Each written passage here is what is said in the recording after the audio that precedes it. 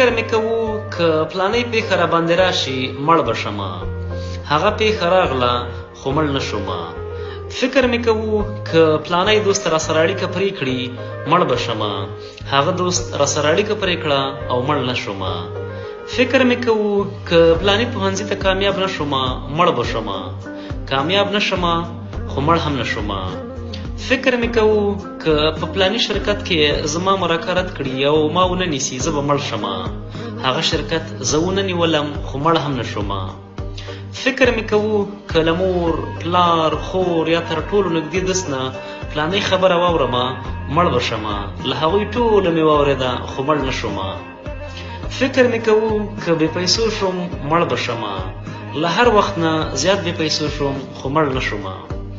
فکر مې کوو که پلانه عشق رانه هیر شي مړ به شمه، هغه عشق هیر شو خو مړ نه شومه.